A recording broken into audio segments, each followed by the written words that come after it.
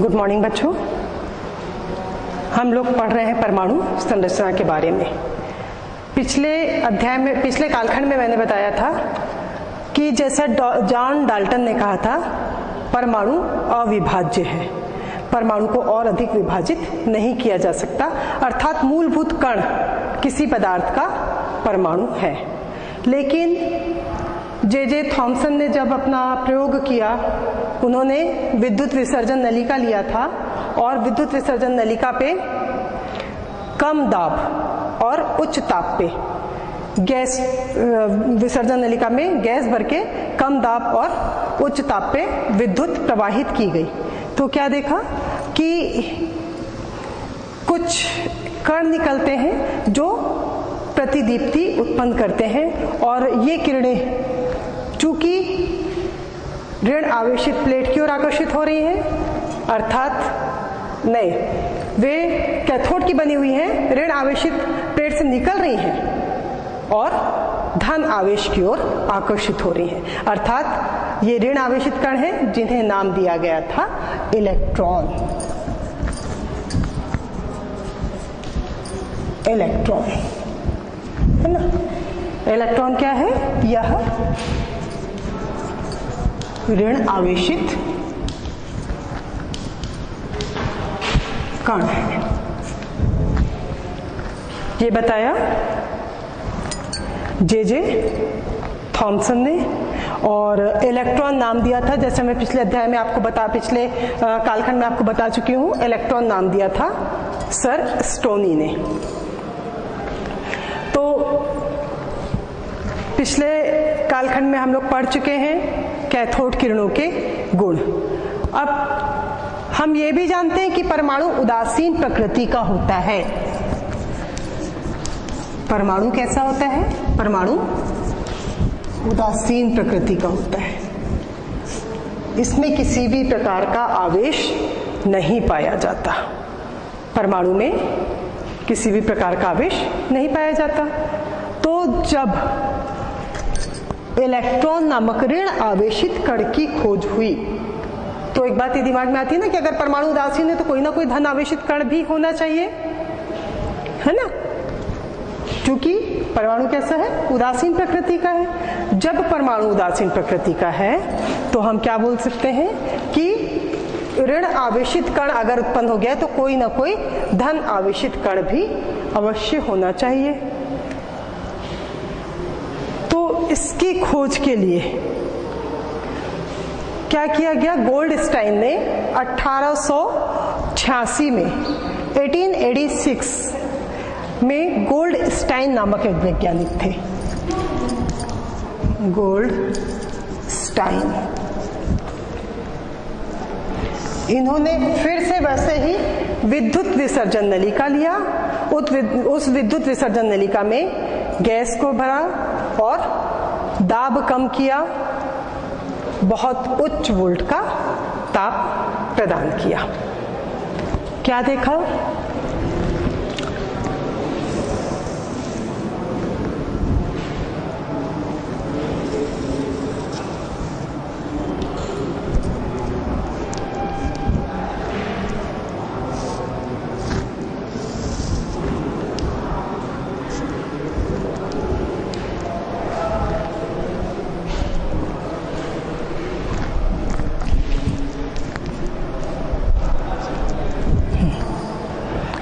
ये है विद्युत विसर्जन नलिका।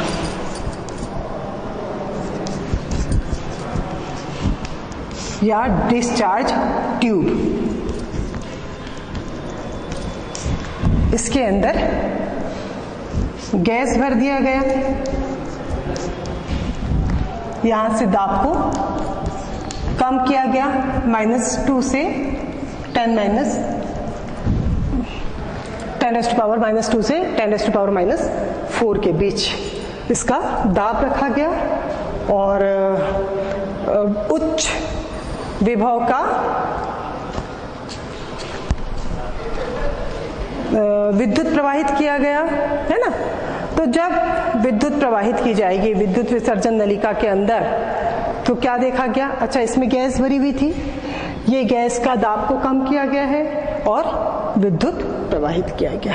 तो क्या देखा गया कि पहले तो इलेक्ट्रॉन्स के कण निकल गए, जिसको जे थॉमसन ने अपने प्रयोग में देख के बताया था, और जिसके बारे में जिसका स्टोनी ने जिसका नाम दे दिया था इलेक्ट्रॉन, है ना।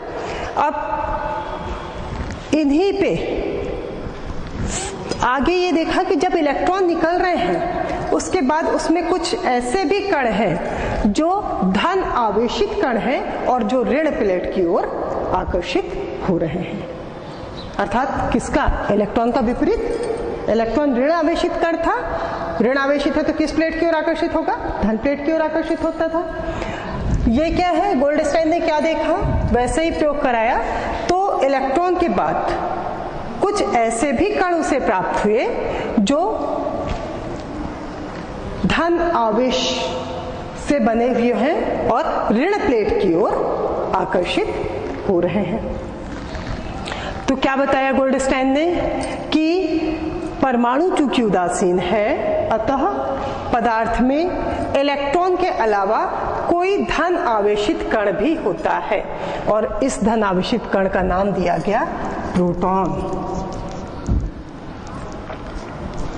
प्रोटॉन, ये धन आवेशित कण प्रोटॉन प्राप्त हो गया। तो हुआ क्या, गोल्डस्टाइन ने एक प्रयोग किया, विद्युत विसर्जन नलिका लिया, विद्युत विसर्जन नलिका के अंदर गैस भर दिया गया और यहां से इसका दाब इतना एटमॉस्फेयर तक कम किया गया और बहुत उच्च वोल्ट की विद्युत प्रवाहित की गई। क्या देख रहे थे? कुछ धन आवेशित कण प्राप्त हुए जो ऋण प्लेट की ओर आकर्षित हो रहे हैं, कैथोड की ओर आकर्षित हो रहे हैं। तो इन कणों को, इन धन आवेशित कणों को नाम दिया गया प्रोटॉन, है ना। तो अब परमाणु उदासीन हो गया क्योंकि इसको दोनों कण मिल गए, ऋण आवेशित कण था। फिर जब कोशिश की गई तो धन आवेशित कण प्रोटॉन भी प्राप्त हो गया। जब प्रोटॉन प्राप्त हुआ तो अब इसके गुण देखें, क्या हो रहा है कि जब अलग अलग गैस लेते हैं तो इस प्रोटॉन का जो भार होता है वह अलग अलग आता है।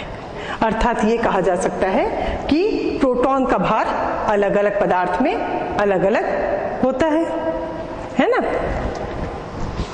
अलग अलग पदार्थों में प्रोटॉन का भार अलग अलग हो रहा है। जैसे अगर हाइड्रोजन लिया था तो हाइड्रोजन में इसका भार 1 आ रहा था, लेकिन जब हीलियम ले लिया गया तो इसका भार 4 AMU, ठीक है, ये प्राप्त हो रहा था, है ना।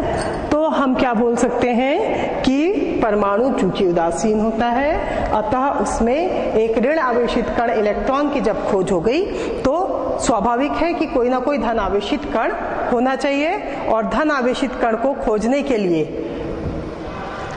1886 में गोल्डस्टाइन ने कोशिश किया और उन्होंने ये देखा कि विद्युत विसर्जन नलिका ही लिया, उस विद्युत विसर्जन नलिका में गैस भर दिया और गैस भरने के बाद उसका दाब कम किया और यह विद्युत प्रेरण के द्वारा ताप को, विद्युत को उच्च वोल्ट की विद्युत प्रवाहित की।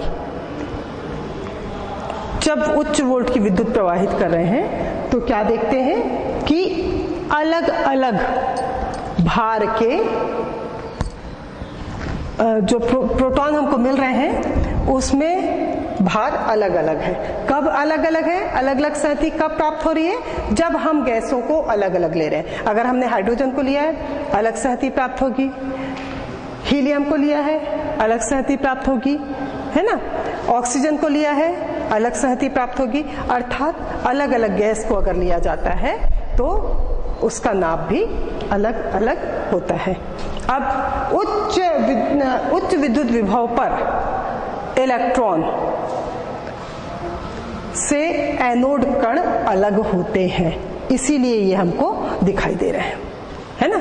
जब यहाँ पे विद्युत है, बहुत उच्च विभव की विद्युत प्रवाहित की जा रही है, तो उस समय क्या होता है, इलेक्ट्रॉन तो निकल चुके हैं, इलेक्ट्रॉन के निकलने के बाद धन आवेशित कण मिल रहे हैं जिसको नाम दिया गया है प्रोटॉन।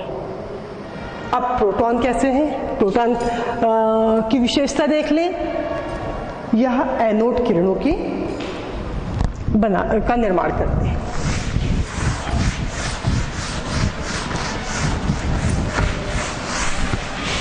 तो कैथोड किरणों के गुण के बाद हम पढ़ेंगे एनोड किरणों के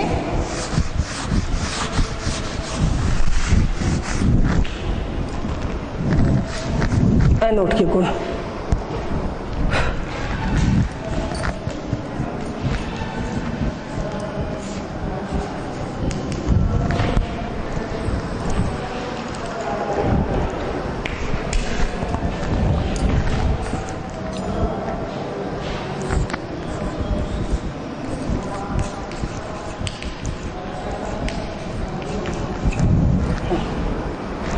एनोड किरण की खोज गोल्डस्टाइन ने किया। सबसे पहला धन आवेशित कण,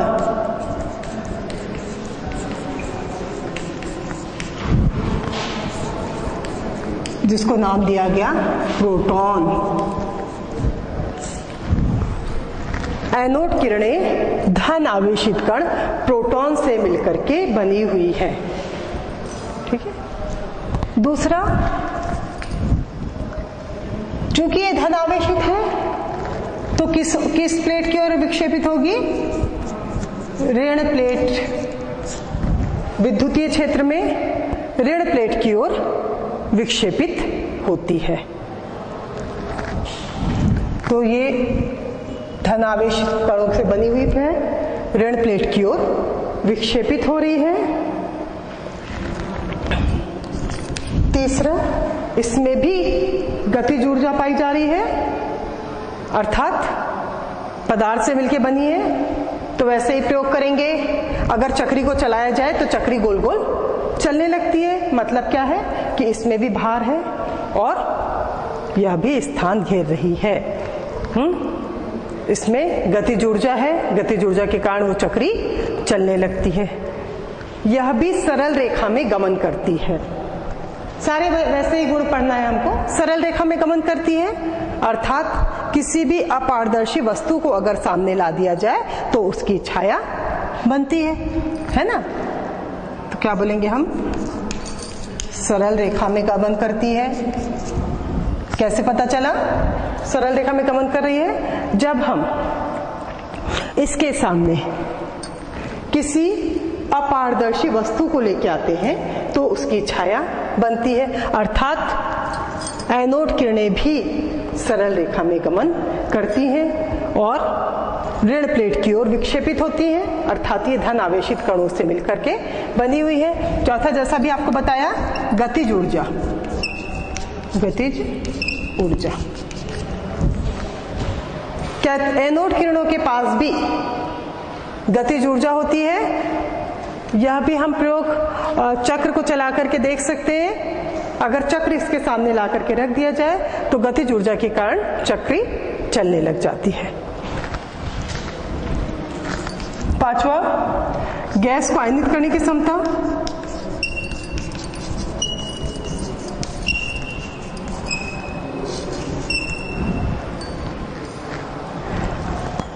चूंकि धन आवेशित कण से बनी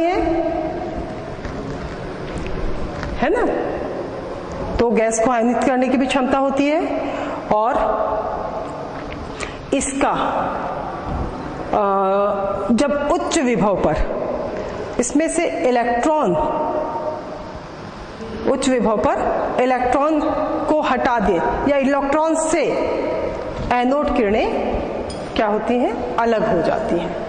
कब अलग होते हैं इलेक्ट्रॉन से एनोड किरणें? जब विभव को उच्च कर दिया जाता है। अब इसके बाद इसमें आवेश, मेन चीज है इसका आवेश।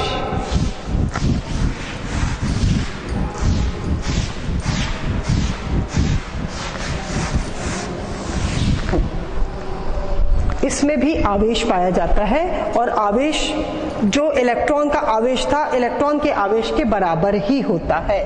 धन आवेशित है, धन आवेश पाया जाता है, और यह धन आवेश कितना है? 1.602 गुणित 10⁻⁻19 कूलम। ठीक है। एनोड किरणें भी धन आवेशित कण से बनी हुई है।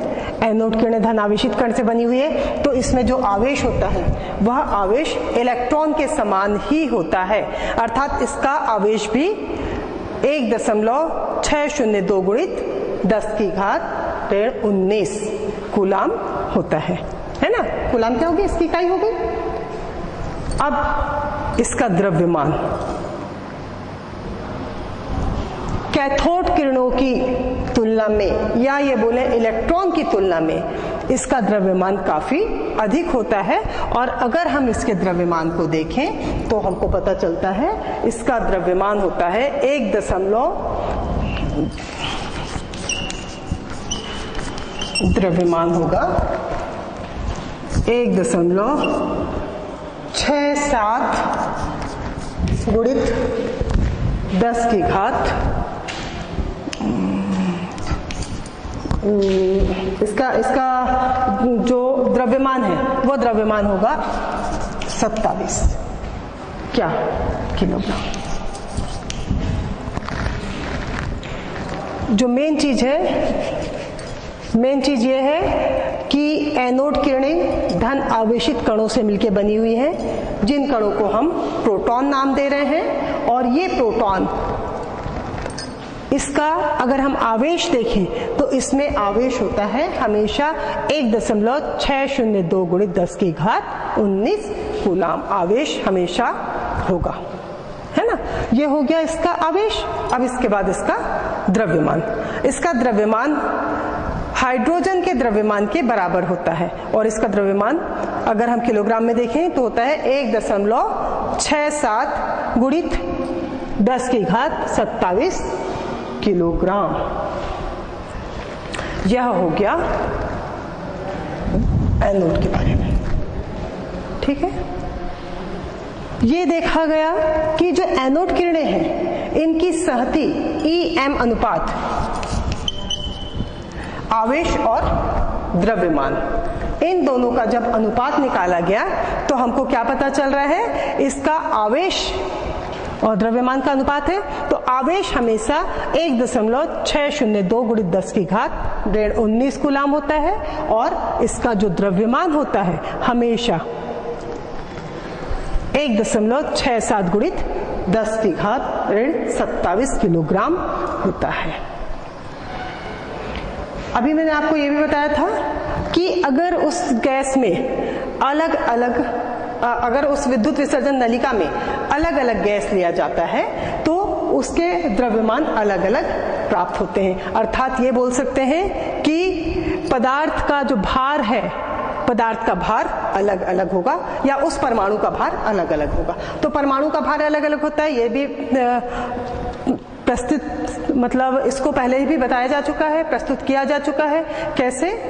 हाइड्रोजन का जो द्रव्यमान होता है वो 1 होता है, हीलियम का द्रव्यमान 4 होता है, ऑक्सीजन का द्रव्यमान, कौन सा द्रव्यमान? परमाणु भार, है ना। तो ऑक्सीजन का परमाणु भार 16, कार्बन का परमाणु भार 12, हीलियम का परमाणु भार 4। तो इस तरीके से ये देखा जाता है कि अलग अलग पदार्थ के गैस अगर लिए जाता है तो उसका परमाणु भार हमको अलग अलग प्राप्त हो रहा है। लेकिन जब EM अनुपात ज्ञात किया गया, द्रव्यमान और आवेश का अनुपात ज्ञात किया गया, तो ये देखा गया कि हमेशा उसका जो द्रव्यमान होता है हाइड्रोजन के द्रव्यमान के बराबर, अर्थात 1.67 गुणित 10⁻27 किलोग्राम, और आवेश हमेशा 1.602 गुणित 10⁻19 ही होगा। ये हो गया एनोड किरणों के बारे में।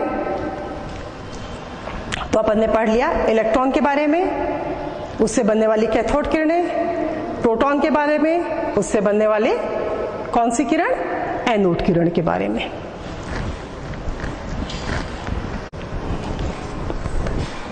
तो एनोड किरणों के गुण अपन ने पढ़े, है ना। इलेक्ट्रॉन की खोज हो गई, प्रोटॉन की खोज हो गई, एनोड किरणों के गुण पढ़ लिए, कैथोड किरणों के गुण पढ़ लिए। ये देखा गया कि प्रोटॉन, जो इलेक्ट्रॉन था वो तो बहुत हल्का कण था, उसका भार को अपन नगण्य मान सकते हैं। और अगर हमको इलेक्ट्रॉन्स को लिखना है तो हम कैसे भी लिख सकते हैं,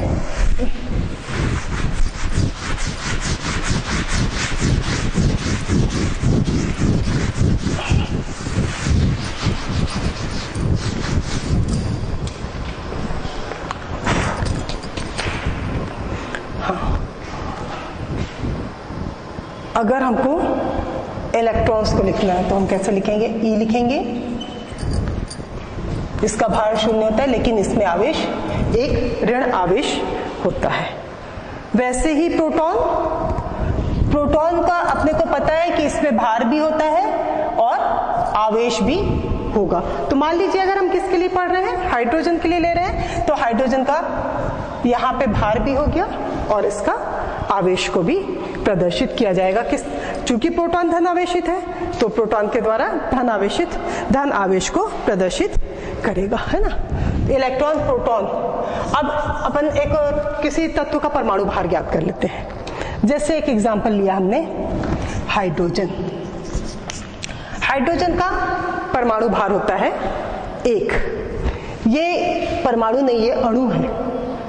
हाइड्रोजन का एक अणु 2 परमाणु से मिलकर बना है। जैसा कि पिछले कालखंड में मैं बता चुकी हूं, परमाणुओं से मिलकर बनने वाला अणु यह तत्व कहला रहा है। तो इसका, चूंकि ये 2 परमाणु है, इसलिए इसका अणु भार क्या हो गया, 2 अणु भार हो गया है ना। ऑक्सीजन का, ऑक्सीजन के भी 2 परमाणु है और इसका भी परमाणु भार एक का होता है 16। तो 2 परमाणु से मिलके एक अणु बना है, तो इसका अणुभार हो जाएगा 32। ये अणुभार है, अणुभार है ना, ये भी अणुभार है। और ये क्या है, ये है परमाणु भार। तो परमाणुओं का भार अपन ज्ञात कर रहे हैं। एक प्रोटॉन का भार भी हमको मालूम है, इसमें कितने प्रोटॉन होंगे, किसी भी पदार्थ में कितने प्रोटॉन होंगे, कितने इलेक्ट्रॉन होंगे। अब प्रोटॉन और इलेक्ट्रॉन दोनों की संख्या तो बराबर होनी चाहिए, क्योंकि परमाणु कैसा है, उदासीन प्रकृति का है। तो प्रोटॉन और इलेक्ट्रॉन दोनों की संख्या बराबर है। हमारे पास मान लीजिए कभी ऐसा भी परमाणु भार आ रहा है जो सम संख्या नहीं होकर के ऑड नंबर है, विषम संख्या है। जैसे सोडियम, इसका परमाणु भार 23 है ना। तो 23 में आप यदि एग्जाम्पल लेते हैं, 12 प्रोटॉन करते हैं, 12 ही इलेक्ट्रॉन होंगे।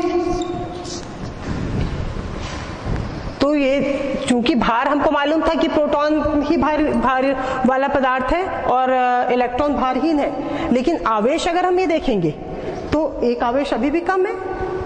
यदि हम इसकी संख्या को 13 कर देते हैं तो 13 दूनी 26 हो गया, तब भी नहीं आता है। तो एक साइंटिस्ट थे चैडविक करके, चैडविक, इन्होंने 1932 ईस्वी में, चैडविक ने 1932 ईस्वी में ये बताया, ये सोचा कि अगर कोई पदार्थ मतलब कोई परमाणु, हम परमाणु की संरचना ही पढ़ रहे हैं ना, तो अगर कोई परमाणु जिसका परमाणु भार विषम संख्या में आता है तो तो कैसे आएगा। क्योंकि अगर जैसे एक एग्जांपल ले रहे हैं, 23 से 12 कर रहे हैं तो 24 हो जा रहा है, 11 कर रहे हैं तो 22 हो जा रहा है। अगर अब ये 11 किया तो 22 हुआ, तो एक कम है। 12 कर लिया तो 24 हो गया, फिर एक ज्यादा हो गया। तो क्या होना चाहिए, है ना। इसके लिए चैडविक ने एक प्रयोग किया था। चैडविक ने क्या किया, बेरिलियम पर तीव्रगामी अल्फा किरणों की बौछार की थी। बेरिलियम पदार्थ लिया और उस पर अल्फा किरणों की बौछार की। क्या देखा कि एक आवेशहीन कण का निर्माण हो रहा है जो प्रोटॉन के भार के बराबर है ना। जब बेरिलियम लिया, बेरिलियम पर अल्फा किरणों की बौछार की, क्या देख रहे हैं कि जब बौछार की जा रही है तो एक कण प्राप्त हो रहा है। उस कण में कोई भी आवेश नहीं है। चूंकि आवेश नहीं है इसलिए उसको न्यूट्रॉन कहा गया। आवेशहीन कण न्यूट्रॉन कहा गया। और इस आवेशहीन कण का जो भार था वह भार परमाणु, हाइड्रोजन के परमाणु के भार के बराबर था। तो जब प्रोटॉन की खोज की गई थी ये देखा गया था कि प्रोटॉन का भार भी हाइड्रोजन के भार के बराबर है। अब न्यूट्रॉन की खोज की, न्यूट्रॉन का भी भार हाइड्रोजन के भार के बराबर है। तो हम क्या बोल सकते हैं कि प्रोटॉन और न्यूट्रॉन दोनों का भार हाइड्रोजन के भार के बराबर है। या अगर मैंने जैसे बताया था कि 1.67 गुणित 10 की घात ऋण 27 किलोग्राम, यह इसका भार होगा, है ना। दोनों का भार पता चल गया अपने को। किस किस का, हाइड्रोजन के द्वारा, हाइड्रोजन के भार के बराबर प्रोटॉन का भी भार है और हाइड्रोजन के भार के बराबर ही न्यूट्रॉन का भी भार है। ठीक है, तो दोनों का भार हमको पता चला, प्रोटॉन का भार भी पता चला और न्यूट्रॉन का भार भी पता चला कि दोनों के भार बराबर हैं। लेकिन आवेश, प्रोटॉन में धन आवेश है, इलेक्ट्रॉन में ऋण आवेश है, परंतु जो न्यूट्रॉन होता है इसमें किसी भी प्रकार का आवेश नहीं पाया जाता। अतः यह उदासीन प्रकृति का कण है। तो अब पूरी परमाणु की संरचना अगर हम देखें तो हम क्या बोल सकते हैं कि परमाणु में, कोई भी पदार्थ का परमाणु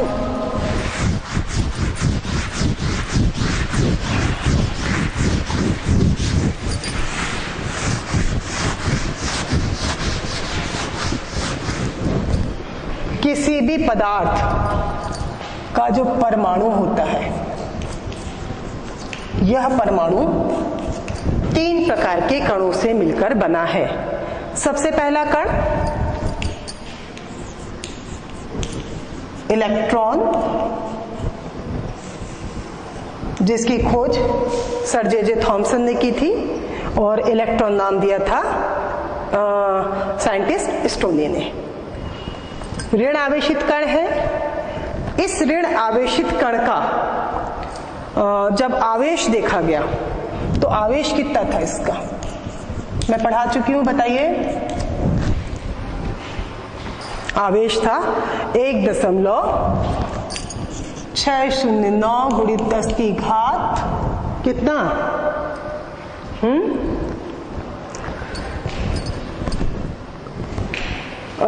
इलेक्ट्रॉन का आवेश है ना। इलेक्ट्रॉन का आवेश था 1.609 गुणित 10 की घात 19 कूलॉम। आवेश है तो कूलॉम में नापेंगे।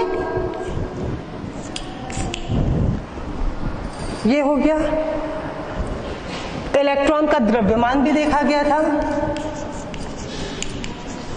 इलेक्ट्रॉन का द्रव्यमान कितना था, इलेक्ट्रॉन का द्रव्यमान था 9.1 गुणित 10 की घात कितना, -29 किलोग्राम। बता चुके हैं हम आपको, जब इलेक्ट्रॉन की खोज हुई थी तो इलेक्ट्रॉन का ईएम अनुपात देखा गया, आवेश और द्रव्यमान का अनुपात। क्या पता चला, आवेश 1.602 गुणित 10 की घात 19 कूलाम है और इसका जब द्रव्यमान देखा गया तो क्या बताया गया कि 9.1 गुणित 10 की घात ऋण 29 किलोग्राम। ये हो गया इलेक्ट्रॉन के बारे में। दूसरा कण था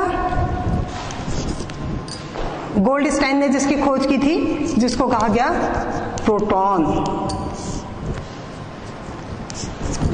प्रोटॉन धन आवेशित कण है और प्रोटॉन की खोज गोल्डस्टाइन ने की। धन आवेशित है अर्थात ऋण प्लेट की ओर आकर्षित होगा। अलग अलग गैसों के लिए अगर वो उसमें विसर्जन नलिका में अलग अलग गैस भरे तो भार भी अलग अलग प्राप्त हुआ था, है ना। अब यदि EM अनुपात देखा गया तो EM अनुपात से उसका भार पता चला। कितना भार था? इसका भार था 1.67 गुणित द्रव्यमान 1.67 गुणित 10 की घात ऋण इसका द्रव्यमान था 27 किलोग्राम, ठीक है। और आवेश कितना हुआ? आवेश इलेक्ट्रॉन के आवेश के बराबर ही था, अर्थात कितना था? 1.60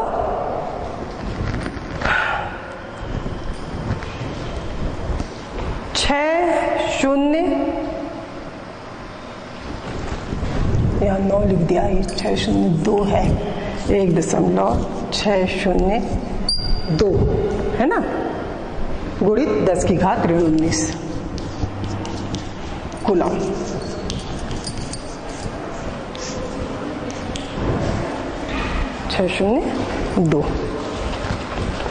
तो इलेक्ट्रॉन हो गया, इलेक्ट्रॉन का आवेश और प्रोटॉन दोनों का आवेश बराबर है, ठीक है।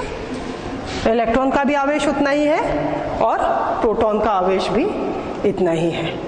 अब द्रव्यमान, इलेक्ट्रॉन का द्रव्यमान 9.1 गुणित 10 की घात ऋण 29 किलोग्राम था, जबकि प्रोटॉन का द्रव्यमान कितना है? 1.67 गुणित 10 की घात ऋण 27 किलोग्राम। तीसरा जो कण चैडविक ने जिसका खोज की थी, जिसको नाम दिया गया था न्यूट्रॉन, है ना। न्यूट्रॉन में कोई भी आवेश नहीं था, अर्थात इसका आवेश क्या हो गया? आवेश हो गया 0। और इसका द्रव्यमान जो था वह द्रव्यमान प्रोटॉन के द्रव्यमान के बराबर था। मतलब कितना हो जाएगा? 1.67 गुणित 10 की घात ऋण 27 किलोग्राम। द्रव्यमान हो जाएगा 1.67 गुणित 10 की घात ऋण 27 किलोग्राम। ऋण आवेशित कण, धन आवेशित कण, ये दोनों मिलकर परमाणु को उदासीन करते हैं। इसका भार नगण्य मान सकते हैं, लेकिन इसमें ऋण आवेश है, इसमें धन आवेश, ये दोनों का आवेश बराबर है। इसका ऋण आवेश, इसका धन आवेश, ये दोनों आवेश बराबर है ना। इसका भी आवेश इतना ही है, इसका भी आवेश 1.602 गुणित 10 की घात 19 कूलम है। इसका भी आवेश 1.602 गुणित 10 की घात 19 कूलम आवेश है। मतलब इलेक्ट्रॉन और प्रोटॉन का आवेश बराबर होता है। वो धन आवेश है, ये ऋण आवेश है, लेकिन दोनों का आवेश बराबर है। दूसरा, अगर हम द्रव्यमान देखें तो प्रोटॉन का और न्यूट्रॉन का द्रव्यमान सेम होता है, एक समान होता है, परंतु इलेक्ट्रॉन का द्रव्यमान बहुत कम होता है। तो इस तरीके से आप ये बोल सकते हैं कि परमाणु वास्तव में 3 प्रकार के कणों से मिलकर के बना है। ये तीनों कण हैं इलेक्ट्रॉन, प्रोटॉन और न्यूट्रॉन। चूंकि कोई भी पदार्थ अगर है तो उदासीन होता है, इसलिए प्रोटॉन, इलेक्ट्रॉन अगर धन आवेशित कण मिला था तो प्रोटॉन इलेक्ट्रॉन अगर ऋण आवेशित कण प्राप्त हुआ था तो साथ में धन आवेशित कण प्रोटॉन की भी खोज कर ली गई। अब भार के आधार पे इन दोनों का भार सेम है ना। अगर सम संख्या है तो समझ में आ रहा है, लेकिन अगर विषम संख्या होती है तो उसमें कोई पदार्थ कहाँ जाएगा। और अगर जब बाद में भार देखा गया ना, तो प्रोटॉन की संख्या जो देखी गई थी ना, तो ये देखा गया था कि प्रोटॉन जैसे कार्बन में 6 ही प्रोटॉन है। प्रोटॉन की संख्या कितनी है? 6 है, और 6 इलेक्ट्रॉन है तो हल्के हैं, तो बाकी 6 भार कहाँ जाएगा। इस तरीके से न्यूट्रॉन की खोज की गई थी। तो ये हो गया प्रोटॉन, इलेक्ट्रॉन, न्यूट्रॉन की खोज। अब इसके बाद कोई भी एक तत्व ले लेते हैं। उदाहरण, कोई तत्व ले लिया, मान लीजिए हमने लिया है कार्बन ही ले लेते हैं। कार्बन, इसके बारे में अपन पढ़ते हैं, परमाणु भार होता है 12। आपने पढ़ा ना, परमाणु भार 12 होता है। परमाणु भार 12 है तो कैसे परमाणु भार 12 हुआ? क्या संख्या होगी इसकी? प्रोटॉन की, न्यूट्रॉन की और इलेक्ट्रॉन की। हमको पता है जितने प्रोटॉन होंगे उतने इलेक्ट्रॉन होंगे।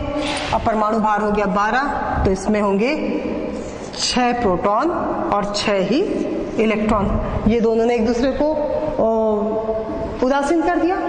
अब इसके बाद जो भार है, भार इसका 12 है और यहाँ पे हमारे पास भार आ रहा है केवल 6। तो 6 भार किसका है? बाकी न्यूट्रॉन, क्योंकि हमने यहाँ पे इसका द्रव्यमान देखा ना, ये और ये दोनों का द्रव्यमान सेम है, एक समान है। तो एक कण का द्रव्यमान इतना आ रहा है। अब यहाँ पे कितने कण हैं? इसमें प्रोटॉन के 6 कण हैं, तो न्यूट्रॉन के भी 6 कण ही होंगे, और एक कण का द्रव्यमान इतना होता है। ठीक है, एक कण का द्रव्यमान कितना है? कौन सा कण? प्रोटॉन और न्यूट्रॉन दोनों का द्रव्यमान होता है 1.67 गुणित 10 की घात ऋण 27, है ना। तो ये एक कण का द्रव्यमान अपने पास आ गया। कितने कण हैं? 6 प्रोटॉन है और 6 ही न्यूट्रॉन है, तो हम इनका भार निकाल सकते हैं। अब ये हो गया आपका सम संख्या। एक और उदाहरण ले लीजिए, ऑक्सीजन।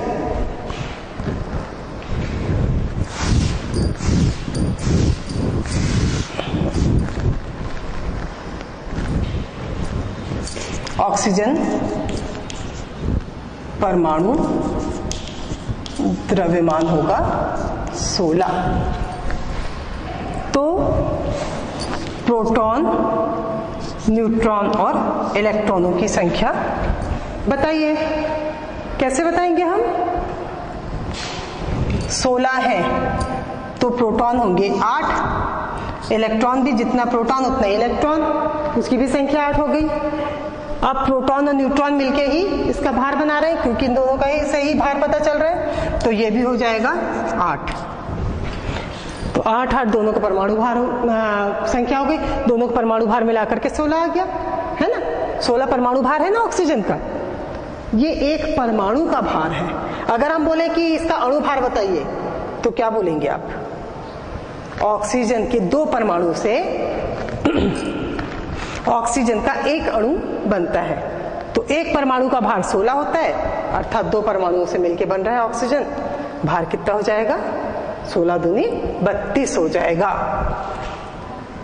ये हो गया सम संख्या वाले। अगर एक एग्जांपल लेते हैं हम विषम संख्या का।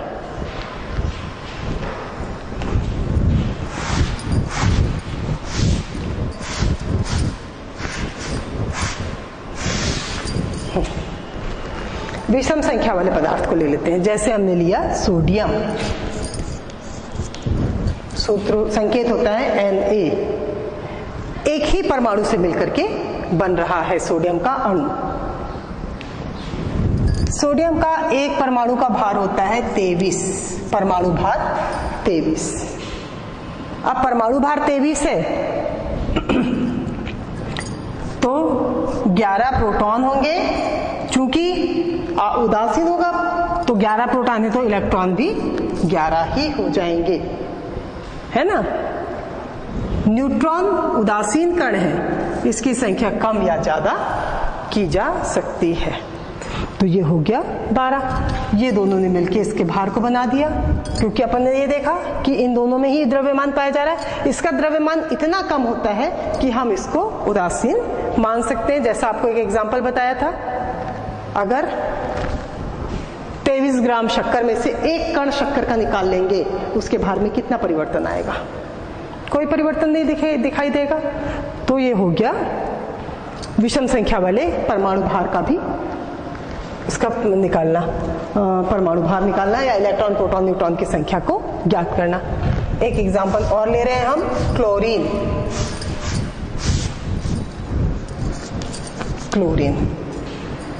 क्लोरीन का परमाणु भार होता है 35.5। अब 35.5 है तो हम इसको पूर्णांक में 35 मान के चलते हैं। इसमें कितने प्रोटॉन हो जाएंगे? प्रोटॉन की संख्या हो जाएगी 17। जब प्रोटॉन 17 है तो इलेक्ट्रॉन भी 17 ही होंगे। 17 प्रोटॉन 17 इलेक्ट्रॉन, 17 दूनी 34, बच गया 1, वो हो जाएगा न्यूट्रॉन। अर्थात प्रोटॉन 17 न्यूट्रॉन 18। इन दोनों से मिलके परमाणु का भार आ गया और उसके बाद ये इलेक्ट्रॉन हो गया। जितने प्रोटॉन की संख्या होती है उतनी ही संख्या इलेक्ट्रॉन की भी होती है। अब ये तो परमाणु भार हो गया 35.5। अगर हमको अणु भार ज्ञात करना है तो क्या करना पड़ेगा? आपको बता चुके हैं, 2 परमाणुओं से मिलके क्लोरीन का एक अणु का निर्माण हो रहा है, अर्थात हमको इसको दोगुना कर देना पड़ेगा। तो इस तरीके से इलेक्ट्रॉन प्रोटॉन न्यूट्रॉन की खोज हुई। इलेक्ट्रॉन प्रोटॉन न्यूट्रॉन के खोज के बाद परमाणु की संरचना के बारे में हमको विस्तृत जानकारी प्राप्त हुई, है ना? कैसे कैसे खोज किया? अगर धन आवेशित कण प्राप्त, इलेक्ट्रॉन पहले ऋण आवेशित कण प्राप्त हुआ, परमाणु उदासीन है तो धन आवेशित कण की खोज हुई, और विषम संख्या वाले परमाणु भार को देखते हुए चैडविक ने फिर न्यूट्रॉन की भी खोज की थी। Thank you.